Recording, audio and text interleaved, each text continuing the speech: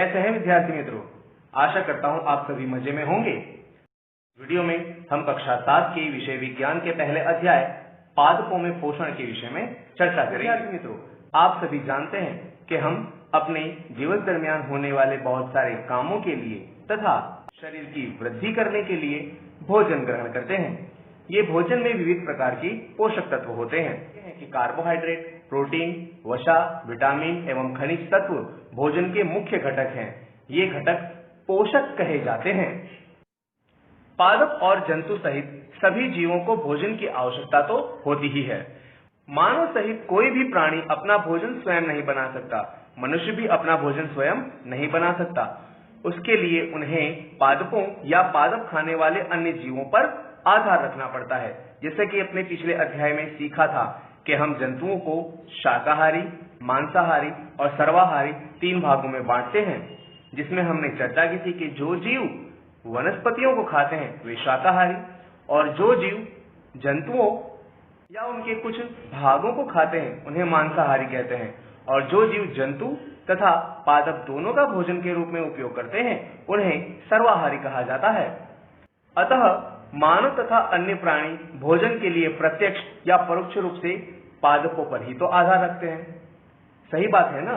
अगर आप सीधे वनस्पति को खा रहे हैं तो आप शाकाहारी हैं, और अगर कोई जीव अन्य जंतुओं का भक्षण करके खा रहा है तो अन्य जंतु वो भी तो शाकाहारी ही है, यानी वो भी पोषण के लिए किस पे नभ रहा है? वनस्पतियों पर। इस प्रकार मानव और अन्य प्राणी भोजन के लिए प्रत्यक्ष या परोक्ष रूप से पादपों पर ही आधार रखते पादपों में पोषण विधियों की चर्चा करते हैं। विद्यार्थियों, पोषक पदार्थ सजीवों की शारीरिक संरचना, वृद्धि तथा क्षतिग्रस्त भागों की मरम्मत के लिए जरूरी है तथा विविध जैव प्रक्रमों के लिए ऊर्जा भी भोजन से ही प्राप्त होती है। सजीव द्वारा भोजन ग्रहण करने और उसे उपयोग में लेने की विधि को पोषण कहते हैं। पोषण की जिस विधि में सजीव अपना भोजन स्वयं संश्लेषित करते हैं उसे स्वपोषण कहते हैं, और इन जीवों को स्वपोषी जीव कहते हैं, जैसे कि पादप। विद्यार्थियों, पादप अपना भोजन स्वयं तैयार करती है, अतः वे स्वपोषी हैं। पोषण की जिस विधि में सजीव अपना भोजन स्वयं संश्लेषित नहीं करते बल्कि पादपों द्वारा संश्लेषित भोजन ग्रहण करते हैं उन्हें विषम पोषण कहते हैं, और ऐसे जीवों को विषमपोषी कहते हैं, जैसे कि सभी जंतु, क्योंकि आप जानते हैं कि सभी जंतु प्रत्यक्ष या परोक्ष रूप से पादप के ऊपर आधार रखते हैं। प्रकाश संश्लेषण पादपों में खाद्य संश्लेषण का प्रक्रम। पत्तियां पादपों की खाद्य फैक्ट्रियां कही जाती हैं। मृदा में उपस्थित जल एवं खनिज जड़ों द्वारा अवशोषित किए जाते हैं और उन्हें तने के माध्यम से पत्तियों तक पहुंचाया जाता है। पत्तियों की सतह पर छोटे छिद्र होते हैं जो द्वार कोशिकाओं से घिरे हुए होते हैं, उन्हें हम रंध्र कहते हैं। पत्तियों की सतह पर अगर माइक्रोस्कोप से देखा जाए तो अति सूक्ष्म छिद्र जैसी रचना दिखाई देती है। आप इस चित्र में देख सकते हैं कि रंध्र किस प्रकार की संरचना रखते हैं। इन्हीं रंध्रों की सहायता से वातावरण की कार्बन डाइऑक्साइड पत्तियों के अंदर तक पहुंचती है। पत्तियों में क्लोरोफिल नामक हरा वर्णक होता है जो सूर्य प्रकाश से ऊर्जा ग्रहण करने में मदद करता है। अब सूर्य में क्लोरोफिल युक्त कोशिकाएं कार्बन डाइऑक्साइड और पानी से कार्बोहाइड्रेट का संश्लेषण करती हैं। इस प्रक्रिया को प्रकाश संश्लेषण कहते हैं। इस प्रक्रिया में होने वाली रासायनिक प्रक्रिया किस प्रकार से होती है, आइए देखते हैं। कार्बन डाइऑक्साइड और जल की मदद से सूर्य प्रकाश की उपस्थिति में क्लोरोफिल नामक रंजक द्रव्य की सहायता से कार्बोहाइड्रेट और ऑक्सीजन गैस का निर्माण होता है। इस चित्र को देखकर आप अंदाजा लगा सकते हैं कि सूर्य प्रकाश द्वारा सौर ऊर्जा पत्तियों तक पहुंचाई जाती है, कार्बन डाइऑक्साइड पत्तियों द्वारा ग्रहण किया जाता है, जल और खनिज जड़ों द्वारा शोषित करके पत्तियों तक पहुंचाया जाता है। पत्तियों में क्लोरोफिल नामक रंजक द्रव्य होता है जो कि प्रकाश संश्लेषण की प्रक्रिया द्वारा कार्बोहाइड्रेट उत्पन्न करता है तथा ऑक्सीजन गैस को वातावरण में पुनः मुक्त करता है। इस प्रकार प्रकाश संश्लेषण की विधि में ऑक्सीजन मुक्त होती है, साथ ही उत्पन्न होने वाला कार्बोहाइड्रेट मंड अर्थात स्टार्च के रूप में संग्रह होता है। स्टार्च भी एक प्रकार का कार्बोहाइड्रेट ही है। इसी वजह से खाद्य पदार्थ हमें मीठे लगते हैं। किसी भी पादप में पत्तियों के अतिरिक्त दूसरे हरे भाग जैसे कि हरे तने या हरी शाखाएं प्रकाश संश्लेषण का कार्य करती हैं। विद्यार्थियों, आपने किसी पादप में देखा होगा कि उसके पत्तियां या तो अत्यंत छोटी होती हैं या तो नहीं होती। वे पत्तियां कांटों में या शल्क में रूपांतरित हो जाती हैं। मरुस्थलीय पादपों में वाष्पोत्सर्जन द्वारा जल क्षय को कम करने के लिए पत्तियां शल्क अथवा शूल में बदल जाती हैं। मरुस्थलीय विस्तारों में वैसे भी पानी कम मात्रा में प्राप्त होता है और पत्तियों द्वारा वाष्पोत्सर्जन की प्रक्रिया होने से वातावरण में पानी छोड़ दिया जाता है। अगर पत्तियां बड़ी पाई जाएं अथवा पाई जाएं तो अधिक मात्रा में पानी का वातावरण में क्षय होता है, जो वनस्पतियों को पोषाय ऐसा नहीं होता। ऐसे पादपों के तने हरे रंग के होते हैं, अर्थात तनों में क्लोरोफिल पाया जाता है और तनों के द्वारा प्रकाश संश्लेषण की प्रक्रिया होती है। आप इस चित्र में देख सकते हैं पौधे दिखाए गए हैं। इन पौधों में पत्तियां शल्क में और शूल में रूपांतरित हो चुकी हैं तथा तना भी हरा है। साथ ही आपने बम्बू का पेड़, आपने बांस देखा होगा। बांस में भी तो पत्तियां और तना हरे होते हैं। इनमें तने ही प्रकाश संश्लेषण की प्रक्रिया करते हैं। आप तिलक तुलसी के विषय में तो जानते ही होंगे। आपने देखा होगा कि तिलक तुलसी में जो हरे रंग के पत्ते होते हैं, उन हरे रंग की पत्तियों में हरे रंग के अलावा लाल या काले रंग के छींटे भी देखने को मिलते हैं।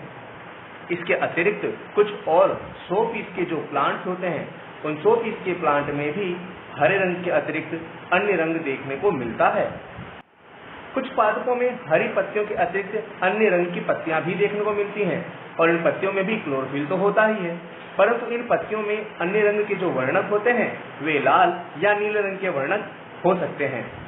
ये वर्णक हरे रंग के क्लोरोफिल वर्णक की अपेक्षा अधिक प्रभावी होते हैं और उनके इस प्रभाव में हरे रंग के क्लोरोफिल वर्णक को ढक दिया जाता है, अतः पत्तियां हरे रंग के अलावा अन्य रंग की दिखाई देती है।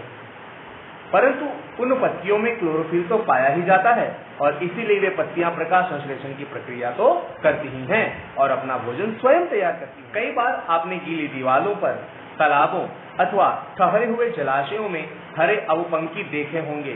देखे हैं ना? बरसात की सीजन में ये कई जगहों पर निकल आते हैं। ये सामान्यतः कुछ जीवों की वृद्धि के कारण बनते हैं और उन्हें हम शैवाल कहते हैं। इनमें भी क्लोरोफिल होने के कारण वे हरे रंग के देखने को मिलते हैं, अतः शैवाल भी प्रकाश संश्लेषण द्वारा अपना भोजन स्वयं तैयार करती हैं। यानी आप ये जान चुके हैं कि पादप और शैवाल दोनों ही स्वपोषी हैं, क्योंकि वे दोनों ही क्लोरोफिल रखती हैं और अपना भोजन स्वयं तैयार करती हैं। आप अवपंखी देख सकते हैं, ये शैवाल है जो नमी युक्त जगहों पर देखने को मिलती है। वनस्पतियों में कार्बोहाइड्रेट के अतिरिक्त अन्य खाद्यों का संश्लेषण। अभी तक हमने देखा कि वनस्पतियां कार्बोहाइड्रेट का अपने खुराक के रूप में संश्लेषण करती हैं, परंतु क्या वनस्पतियां मात्र कार्बोहाइड्रेट के रूप में ही खुराक का संश्लेषण करती हैं? क्या वे अन्य पोषक तत्वों का निर्माण नहीं करती? विद्यार्थियों, कार्बोहाइड्रेट बनाने के लिए कार्बन, हाइड्रोजन एवं ऑक्सीजन, इन 3 तत्वों की आवश्यकता होती है। इनका उपयोग खाद्य के अन्य घटकों के संश्लेषण में होता है। प्रोटीन नाइट्रोजन युक्त पदार्थ है, अर्थात उसमें कार्बन, हाइड्रोजन, ऑक्सीजन के अतिरिक्त नाइट्रोजन की भी आवश्यकता होती है। परंतु जैसा कि आप जानते हैं, वातावरण में नाइट्रोजन तो भरपूर मात्रा में है, परंतु इसका पादप सीधे अवशोषण नहीं कर सकते हैं। मिट्टी में कुछ विशेष प्रकार के जीवाणु होते हैं। ये कौन से जीवाणु हैं, इनकी चर्चा हम अगले वीडियो में करेंगे, जो कि नाइट्रोजन को उपयोगी यौगिकों अथवा विलेय में बदल देती हैं। इन यौगिकों को जल के साथ पादप अवशोषित करते हैं और वसा एवं प्रोटीन जैसे पोषक तत्वों के संश्लेषण में उपयोग लेते हैं।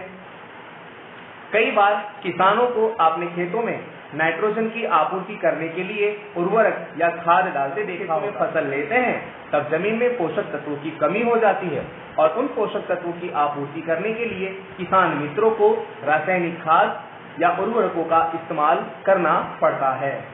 विद्यार्थी मित्रों, इस वीडियो में हमने क्या क्या चर्चा की उसका एक बार पुनरावर्तन कर लेते हैं। हमने इस वीडियो में देखा कि हम सभी भोजन के लिए वनस्पतियों पर आधार रखते हैं।